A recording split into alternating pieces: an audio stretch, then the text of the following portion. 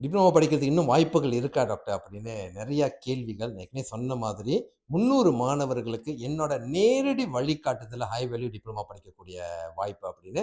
அதுல 168 மாணவர்கள் அவங்களோட பயணத்த ஆரம்பிச்சுட்டாங்க. இன்னும் 130 மாணவர்களுக்கு வாய்ப்புகள் இருக்கு. என்னோட நேரடி வழிகாட்டுதல் அப்படின்னா, விஷயம் எதிர்காலத்துல நல்ல வேலை வாய்ப்பு கிடைக்கிற மாரி ஹை வேல்யூ கோர்ஸஸ் தான் நான் ரெக்கமெண்ட் பண்ணுவேன். எஸ்பிஎம் முடித்த மாணவர்களாக இருக்கணும். அவங்க ரிசல்ட்க்கு தகுந்த மாரி diploma in logistics, accounting, business studies அல்லது கம்ப்யூட்டர் சம்பந்தப்பட்ட துறைகள், software engineering, IT, AI, cyber security சம்பந்தப்பட்ட விஷயங்கள். இதுல நீங்க டிப்ளமோ படிக்கக்கூடிய வாய்ப்பு நம்பர் 1. 2வது இந்த 2 1/2 வருஷம் உங்களோட பயணத்துல என்னோட வழிகாட்டுதல், என்னோட மென்டர்ஷிப் இருக்கும் புள்ளைங்களா. பெற்றோர்கள் பார்த்துக்கிட்டு இருக்கீங்கன்னா, 2 1/2 வருஷம் உங்க பிள்ளைங்களோட குரோத் வளர்ச்சிக்கு என்னோட நேரடி வழிகாட்டுதல் இருக்கும்.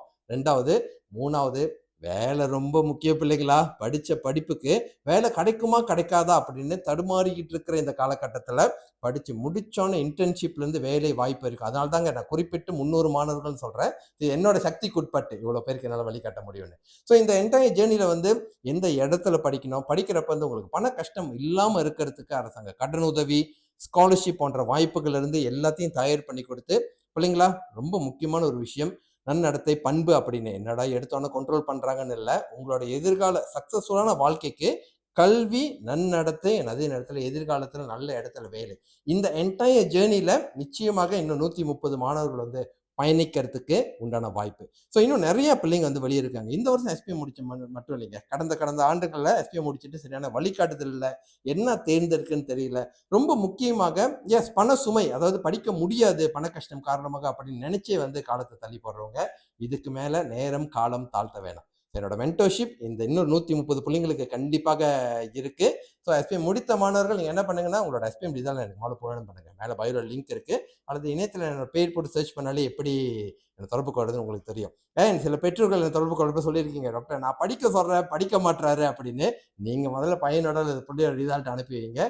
கண்டிப்பாக கரைப்பார் கரைச்சார் கல்லும் கரையும்னு சொல்லுவாங்களே, அது சரியான நேரத்துல கரைக்கணும். சரியான காரணத்தை சொன்னா ஆக்சுவலி கண்டிப்பாக பிள்ளைங்க கேட்டுக்குவாங்க. எதிர்காலத்தில் நல்லா இருக்கணும்னு சொன்னா அவங்க கேட்டுக்க மாட்டாங்களா. ஸோ எஸ்பிஎம் முடித்த மாணவர்கள் இதுக்கு மேல நேரம் காலம் தாழ்த்த வேணாம். என்ன தடையாக இருந்தாலும் அதுக்குண்டான வழிகாட்டுதல் நான் கொடுக்குறேன்னு சொல்லியிருக்கேன்ல. படிக்கிறதுக்கு நீங்க தயாரா இருக்கீங்கன்னா பிள்ளைங்களா, நிச்சயமாக அதுக்குண்டான வாய்ப்பு மட்டும் இல்லை, மென்டர்ஷிப் வழிகாட்டுதல் கொடுத்து உங்களோட அந்த பாதைக்கு கொண்டு போறதுக்கு நான் தயாரா இருக்கேன்னு சொல்லலை. நான் இப்போ ரெடியா இருக்கேன். கண்டிப்பாக அதுக்குண்டான வாய்ப்பை பயன்படுத்திங்க. ஸோ நண்பா, 160 மாணவர்கள் இந்த வாய்ப்பை கையில் எடுத்துக்கிட்டாங்கனாலே கண்டிப்பாக உங்களோட பகிர்வுகள்னால நடத்துது. பரவலாக பகிர்ந்துக்குங்க.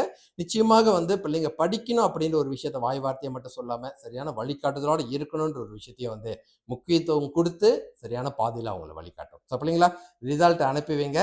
என் பெற்றோர்களே கவலையை விடுங்க. நிச்சயமாக நல்ல பாதையில் அவங்க கொண்டு போறதுக்கு நல்ல வாய்ப்போட நிச்சயமாக வாய்ப்புகள் இருக்கு. உதவுறதுக்கு நான் தயாராக இருக்கேன். வாய்ப்பை கண்டிப்பாக பயன்படுத்திட்டு பிள்ளைங்களா உங்களுக்காக படிக்கிறதுக்கு தயாராகுங்க. ஸோ காணொலியை பரவலாக பகிர்ந்துக்குங்க. என் பிள்ளைங்களா ரிசல்ட் அனுப்பி வைங்க. வெற்றி வணக்கம்.